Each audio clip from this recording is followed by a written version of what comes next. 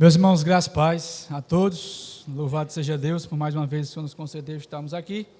Peço que todos os irmãos abram suas Bíblias no Salmo 145. Graças ao Senhor por tudo que Ele vem feito. Por hoje o pastor está conosco. Salmo 145. Nessa feita vamos ler do 1 ao 10, que diz assim a Santa Palavra: Exaltar-te-ei, ó Deus meu e Rei. Bendirei o teu nome para todo sempre. Todos os dias te bendirei e louvarei o teu nome para todo sempre. Grande é o Senhor e muito digno de ser louvado. A sua grandeza é insondável. Uma geração louvará a outra geração as tuas obras e anunciará os teus poderosos feitos. Meditarei no glorioso esplendor da tua majestade e nas tuas maravilhas. Falar-se-á do poder dos teus feitos tremendos e cantarei a tua grandeza, contarei a tua grandeza.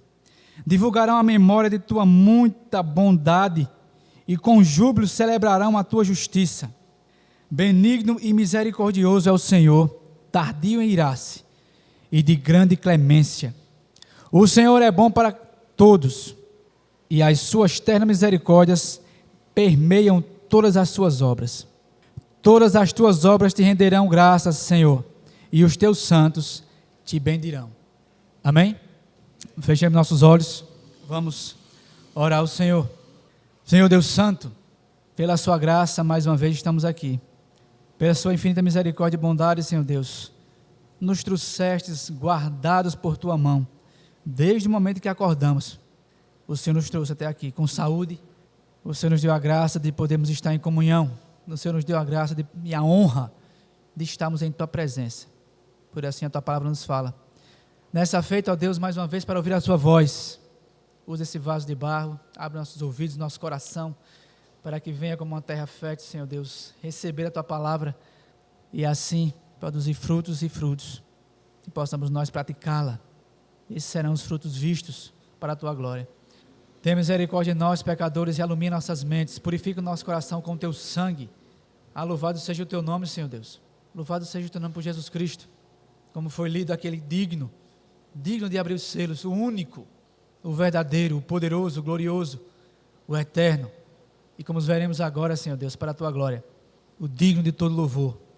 Tem misericórdia de nós e escuta a nossa oração. Conduz-nos pelo poder do teu Espírito. Continua, pois tu já vem feito. Em nome de Jesus Cristo. Amém. Meus irmãos, o Salmo 145 é um dos salmos chamados alfabéticos, né? Sendo ele o 25, o 34, o 37, o 111, 112, 119. Então ele está inserido nesse meio. Ou seja, o que é um salmo alfabético? Todo o alfabeto hebraico. O salmo começa do alfa ao ômega. Ele é composto nesse sentido. Então, o Salmo 145 faz parte desses salmos que eu falei. O título do nosso estudo hoje será Deus, digno de louvor perpétuo. Então, este é o último dos salmos alfabéticos, como eu falei. O primeiro versículo começa com a primeira letra do alfabeto hebraico, o segundo versículo com a segunda letra e assim por diante. Só tem uma letra do alfabeto hebraico que não está constando nesse salmo específico, que é o chamado Nun, como se fosse um J. Os outros salmos são todos compostos de alfa a ômega.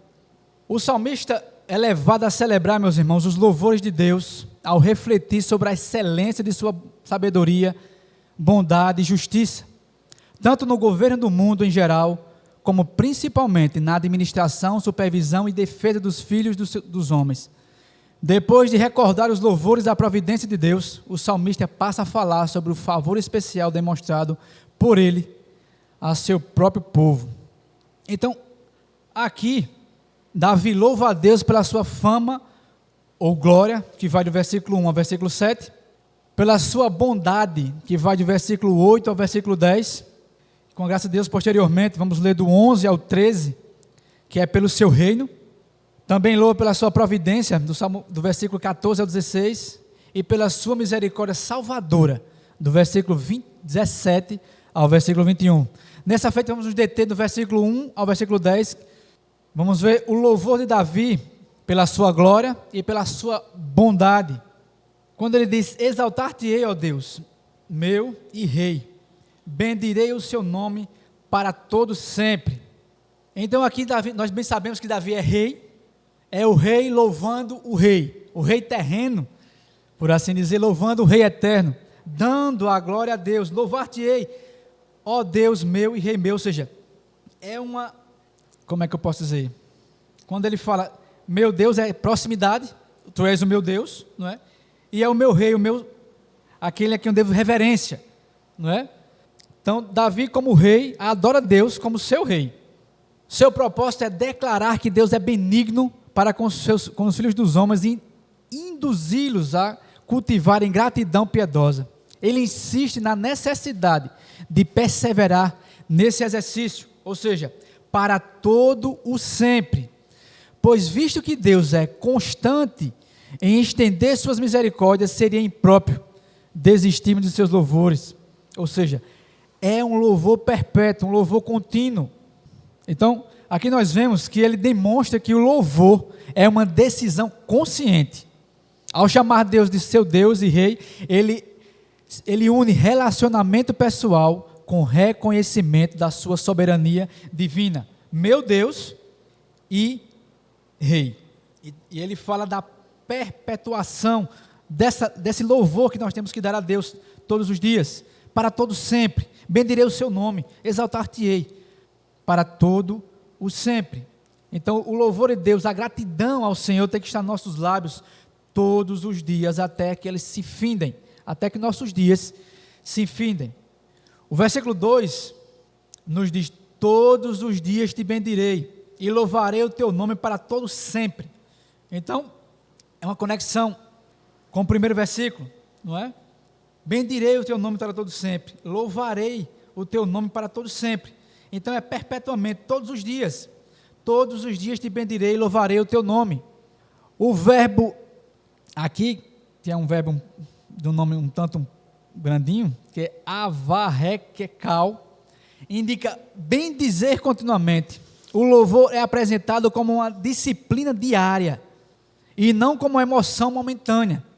A repetição de para sempre reforça a constância necessária na vida espiritual. É uma coisa constante, ou seja, não se para, nós não podemos parar, pois os motivos para louvar a Deus são inúmeros, incontáveis. Nós poderíamos passar, não é exagero dizer que passaremos toda a vida, não somente hoje, não somente uma hora, não somente 24 horas, mas toda uma vida, colocando motivos após motivo para bendizer a Deus.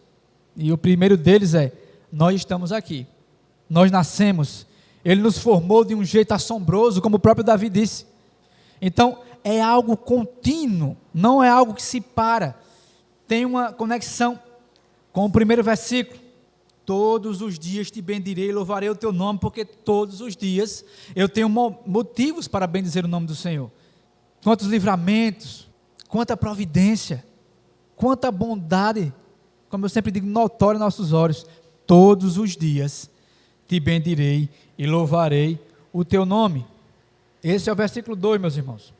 Qualquer que seja o caráter do dia, ou de minhas circunstâncias e condições durante esse dia, continuarei a glorificar a Deus.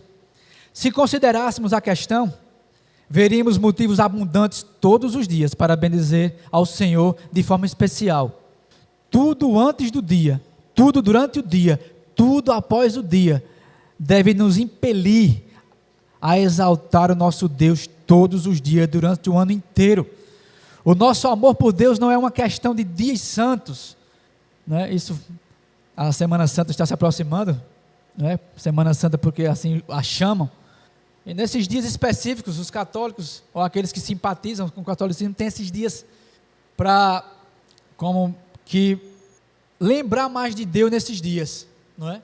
Dias santos, um dia que a gente vai lembrar mais de Deus, mas para nós não vemos isso na Escritura, não, mas são dias separados, são todos os dias que são separados para Deus, para bendizer o seu nome. Nós não separamos, não, essa semana eu vou adorar a Deus desse jeito, porque é uma semana especial. Não há Para nós, uma semana especial, todos os dias são especiais, porque todos os dias Ele nos concede a vida para bendizer o seu nome. Cada dia é igualmente santo para os homens santos. Aqui Davi se aproxima mais de Deus do que quando disse, bendirei o teu nome. E agora, cada dia te bendirei. Este é o centro e o âmago da verdade, da verdadeira devoção. Nós não apenas admiramos as palavras e as obras do Senhor, mas a Ele mesmo. Se os irmãos quiserem fazer alguma pergunta, alguma declaração, por favor, podem levantar suas mãos e esboçarem. Se não, vamos continuar. O versículo 3: grande é o Senhor e muito digno de ser louvado. A sua grandeza é insondável. Então, a adoração deve ser de alguma maneira semelhante ao seu objetivo. Um louvor excelente para um Deus excelente. Não há nenhuma parte da grandeza de Jeová que não seja merecedora de grande louvor. Em alguns seres, a grandeza é apenas a imensidão do mal. Porém, nele é a magnificência, grandiosidade. Né? Magnificência quer dizer grandiosidade, da benignidade. Pode-se dizer que o intensamente fervoroso, e quando pode-se dizer que o louvor é excelente, quando o cântico contém materiais excelentes, quando o coração que o produzem são intensamente fervorosos, e quando grande número se unem na grande aclamação. Nenhum corpo é alto demais, nenhuma orquestra é grande demais, nenhum salmo é sublime demais para louvar ao Senhor dos Exércitos. E a sua grandeza é insondável. Ou seja, nós não podemos compreender a grandeza de Deus, nós somos limitados. É o pó olhando para o eterno, é o nada olhando para o grandioso. Nós não podemos calcular essa grandeza, é grande demais para nós, nós somos pequenos demais, e a sua grandeza é insondável. Então Deus não pode ser plenamente compreendido, e isso leva o homem à humildade e ao louvor reverente. Senhor, Tu és tão grande que eu sou limitado, eu somente baixo a minha cabeça e louvo o Teu nome. Há coisas grandiosas demais para mim, como o salmista diz no Salmo, nós cantamos aqui, meus irmãos, eu não me lembro agora, mas não é soberbo o meu coração, nem tenho altivo olhar, as grandes coisas não vão buscar, grandes demais para mim. Eu não lembro o número do salmo agora, mas nos recorda nesse momento esse salmo. 131, obrigado, pastor, verdadeiramente. 131, eu simplesmente baixo minha cabeça naquilo que o Senhor se revela para mim, porque o Senhor fala de uma forma que nós mortais podemos entender, ou aquilo que Ele quer que entendamos, mas há textos que nós bem sabemos, são de difícil compreensão, mesmo que o Espírito assim ainda pela sua graça nos revele, mas a sua totalidade não chega ao nosso entendimento, e nós simplesmente adoramos a Deus, bendiremos a Deus. Senhor, não compreendo na sua completude, mas creio e bendigo o seu nome. Então, grande é o Senhor, Ele é grandioso e muito digno de ser louvado, por tudo que Ele faz, por quem Ele é, pela sua muita bondade. A sua grandeza é insondável. O versículo 4: uma geração louvará a outra geração as suas obras, as tuas obras, e anunciará os teus poderosos feitos. Então, de que maneira segue-se esse versículo, meus irmãos? Como isso se perpetua? Uma geração louvará a outra geração. Como isso se segue? Em casa, na igreja, começando em casa com nossos filhos, com a nossa descendência, mostrando os louvores a Deus, mostrando a grandeza de Deus, abrindo a Bíblia, propagando a palavra de Deus. De outra forma, como conhecerão? Nós vemos a tristeza de Israel, como logo após Josué, o povo não passou adiante os louvores de Deus, a grandeza de Deus, como está escrito. Muitas vezes a gente vê, quando teu filho te perguntar, o que é isso aqui? A Páscoa, os monumentos que foram levantados, quando teu filho te perguntar, como você vai explicar a ele, se você não sabe, se não foi passado? O louvor só vai se perpetuar a outra geração, ou seja, essa geração que está crescendo aqui, quando nós fecharmos nossos olhos, de que forma vai se perpetuar? nós colocando, explicando, mostrando, expondo, não somente em casa, mas também na igreja, mas primeiramente, principalmente em casa, perpetuando assim os louvores de Deus. E assim, a próxima geração, quando nós fecharmos nossos olhos, estamos despreocupados, porque haverá uma geração para passar para outra geração. Então, não se acabará em nós, não pode acabar em nós. Uma geração louvará a outra geração as tuas obras e anunciará os teus poderosos feitos. À vontade. Infelizmente. É verdade. Deus nos livre disso, né? Há uma responsabilidade chamada a nós pais, para que assim venhamos instruir nossos filhos. Como o irmão falou, Deuteronômio capítulo 6. Quando teu filho te perguntar no futuro, dizendo: o que significa os testemunhos e os estatutos e juízos que o Senhor nosso Deus vos ordenou? Então dirás a teu filho: éramos servos de Faraó no Egito, porém o Senhor, com mão forte, nos tirou do Egito. E o Senhor, aos nossos olhos, fez sinais e maravilhas e grandes e terríveis contra o Egito, contra Faraó e toda a sua casa. E dali nos tirou para nos levar e nos dar a terra que jurara a nossos pais. E o Senhor nos ordenou que cumpríssemos todos estes estatutos, que temêssemos ao Senhor nosso Deus, para o nosso perpétuo bem, para nos guardar em vida, como no dia de hoje. E será para nós justiça, quando tivermos cuidado de cumprir todos esses mandamentos perante o Senhor nosso Deus, como nos tem ordenado. O Salmo 78, versículo 4 diz: não os encobriremos aos seus filhos, mostrando à geração futura os louvores do Senhor, assim como a sua força e as maravilhas que fez. Não encobriremos. Ai daqueles que estão encobrindo, onde as igrejas não instruem mais. A igreja, meus irmãos, infelizmente, é simplesmente hoje um ponto de encontro. Um ponto de encontro. Vamos nos reunir, é como se fosse uma praça. Isso é uma lástima. É uma lástima. Então, a próxima geração só louvará a Deus, só prosseguirá com o cântico a Deus, com as grandezas de Deus em sua boca, na sua mente, em si, proclamarão quando forem instruídas agora, para que assim passem a próxima e até que o Senhor volte para a sua glória. Versículo 5: meditarei no glorioso esplendor da tua majestade e nas tuas maravilhas. Então, pela mesma razão, o salmista fala a respeito do glorioso esplendor ou beleza de excelência de Deus, a fim de despertar ainda mais em outros a admiração dessa excelência. Todas as obras de Deus, meus irmãos, entre os homens são divinas, mas algumas delas são especialmente calculadas para criar surpresas. Muitas obras de poder, de justiça, de sabedoria são maravilhosas, e sua obra de graça é maravilhosa acima de todas as outras. Sobre isso especialmente e sobre o resto, proporcionalmente devem falar os homens santos, os experientes, os homens que têm a capacidade de falar com poder, ou seja, aqueles que conhecem a Deus. Não devemos permitir que essas coisas desapareçam em silêncio, se os outros não se lembram delas. Homens como Davi devem fazer questão de conversar sobre elas, em particular, e delas em púlpito, na reunião dos santos. Que seja o prazer de cada um de nós, de acordo com a nossa posição, falar afetuosamente sobre o nosso Senhor.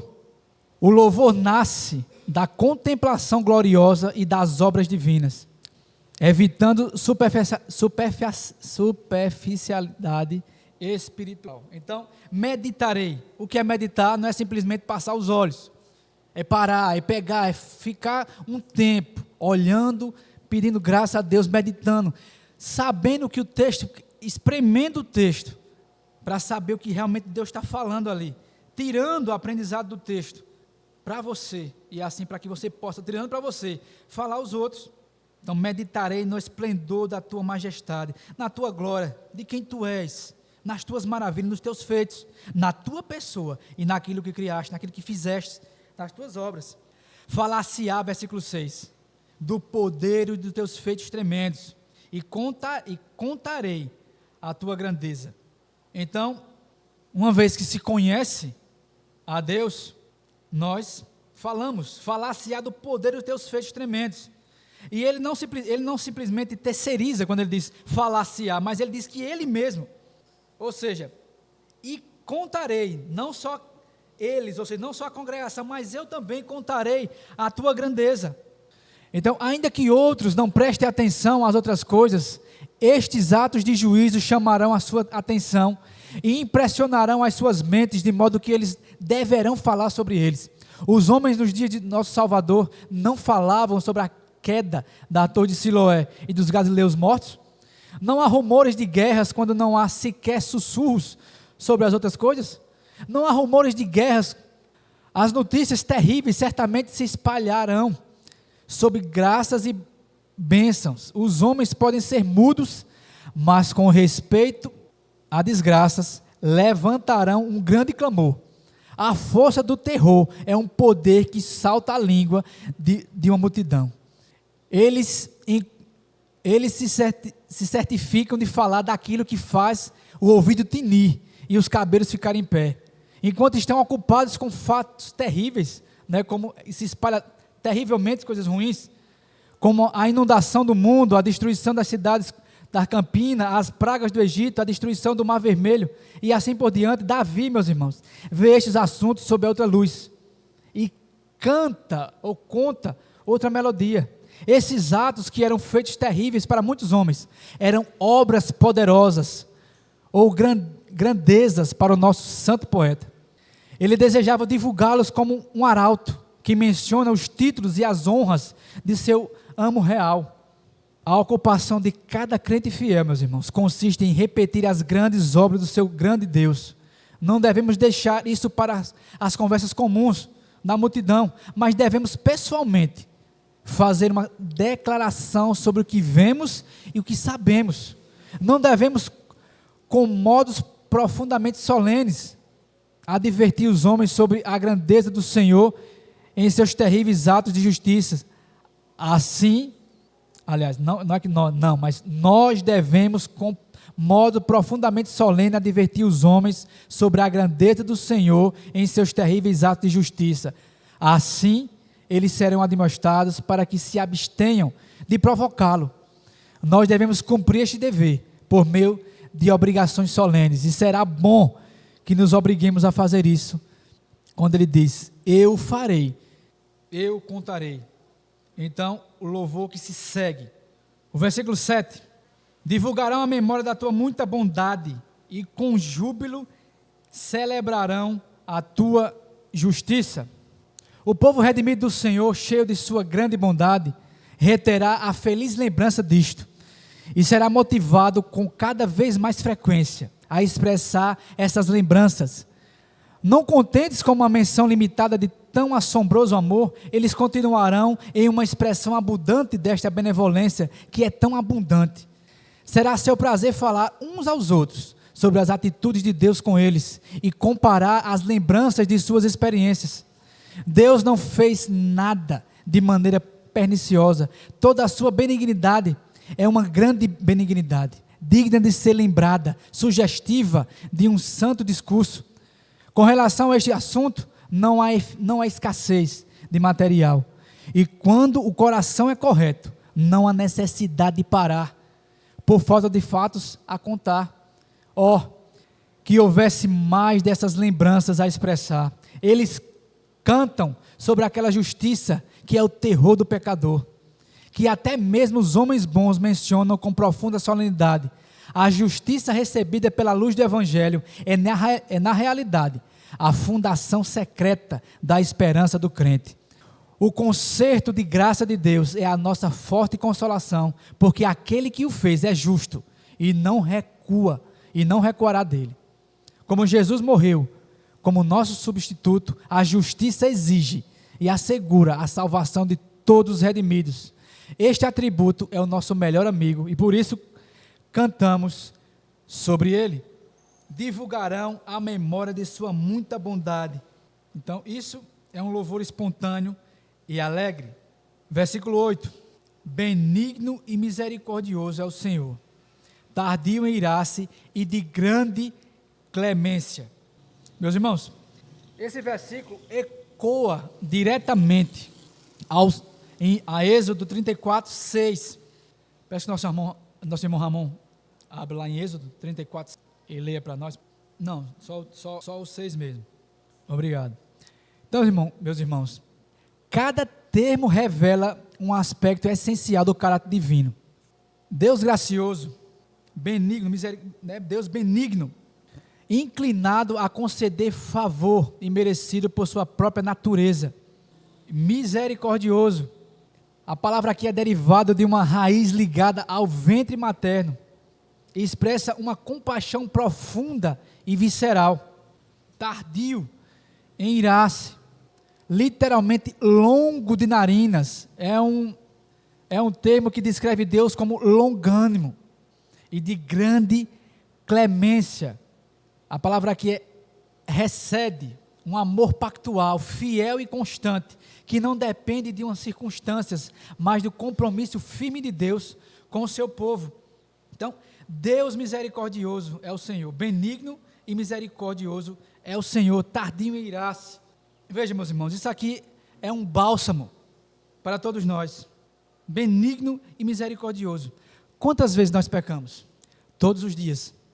Um Deus que é benigno para conosco e misericordioso, Ele não simplesmente nos destrói pelo nosso pecado.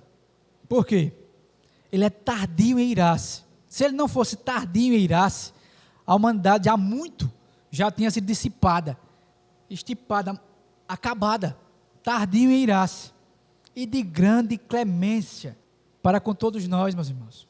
Isso é um esconderijo para o pecador, para nós que pecamos todos os dias. O Senhor é um esconderijo para todos nós, misericordioso, tardio em irar-se, de grande clemência. Quando nós olhamos para tudo isso, meus irmãos, nós simplesmente deveríamos explodir, por assim dizer, em louvores a Deus. Tardio em irar-se. O mundo ainda é mundo, porque o Senhor é tardio em irar-se, porque Ele não age por impulso, como muitas vezes nós agimos.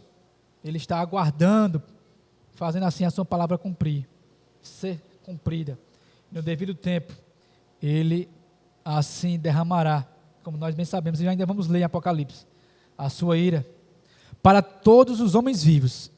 Este é o seu aspecto. Ele é benigno ou cheio de bondade e generosidade. Ele trata as suas criaturas com bondade, os seus súditos com consideração e os seus santos com benevolência. As suas palavras e os seus caminhos, as suas promessas e as suas dádivas, os seus planos e propósitos, tudo manifesta a sua graça ou a sua livre benevolência. Versículo 9: o Senhor é bom para todos, e as suas ternas misericórdias permeiam todas as suas obras. Aqui fala de graça comum. O Senhor é bom para todos. Se o Senhor fosse simplesmente bom para só o seu povo, os ímpios já não existiriam mais nessa terra. Se o Senhor se atentasse único e exclusivamente com chuvas, imaginemos a terra de Gósen e o Egito. Se só chovesse, ou se só o sol ficasse lá na terra de Gósen, porque o seu povo estava ali, e o Egito fosse totalmente destituído dessa graça comum, esse vento, esse sol, essas nuvens em forma de chuva, simplesmente para o seu povo, e nós bem sabemos que a graça especial está sobre o seu povo, mas quando se diz que Ele é bom para todos, a graça comum está sobre todos. O Senhor é bom para todos. O sol brilha para o ímpio e para o crente, para aquele que crê e para aquele que não crê. As nuvens derramam sua chuva para aquele que não crê e para aquele que crê, para aquele que é povo e para aquele que não é povo. As suas ternas misericórdias permeiam todas as suas obras, estão em tudo que o nosso olho pode ver e aquilo que o nosso olho não pode ver. Ninguém, meus irmãos, nem mesmo o seu inimigo mais violento pode negar isto, pois a falsidade seria excessivamente descarada, uma vez que a própria existência dos lábios que caluniam o Senhor é uma prova de que é uma calúnia. Ele permite que os seus inimigos vivam. Ele até mesmo lhe fornece alimento e suaviza o seu caminho com muitas consolações. Para eles o sol brilha da mesma maneira como se fossem santos. e a chuva rega os seus campos com a mesma abundância, como se fossem homens perfeitos. Isto não é ser bom para todos? Na nossa própria terra, o evangelho soa nos ouvidos de todos os que se interessam em ouvir. E as escrituras estão ao alcance até mesmo do mais pobre filho. Seria uma crueldade das escrituras limitar essa expressão aos eleitos. Não é quando ele diz que o Senhor é bom para todos, não é todos os seus, mas todos, como alguns tentam fazer. Nós nos alegramos pelo amor que há na eleição, mas ainda assim recebemos a gloriosa verdade, e o Senhor é bom para todos. Então bendito seja Deus, porque as suas obras de misericórdia estão sobre todos, sobre tudo, sobre todos. E por último, todas as suas obras te renderão graças, Senhor, e os teus santos te bendirão. Tudo bendiz ao Senhor, tudo que Ele criou o louva e glorifica o seu nome. Isso me lembra quando a passagem do Salvador, quando ele, eu não lembro bem o que falam antes, mas estavam aclamando, não sei, eu acho que era quando estavam entrando em Jerusalém, quando dizem, você não vai mandar eles calarem, se eles não clamarem, até as pedras clamarão. Aqui é outro contexto, mas tudo louva a Deus, a criação bendiz ao seu nome, o esplendor da criação, tudo bendiz ao Senhor, da sua forma, foi criado para bendizer ao Senhor. E nós, os seus santos, uma vez que recebemos a vida espiritual, uma vez que fomos comprados e sabemos da sua obra em nós, principalmente, os seus santos te bendirão. Por quê? Porque conhecem a grandeza do teu poder, conhecem aquilo que o Senhor fez, o que o Senhor fará, o que o Senhor fez, faz e fará. Nós muito mais bendizemos a Deus, e temos motivos, como eu falei anteriormente, para isso. Então tudo louva a Deus, e principalmente os seus santos. Por quê?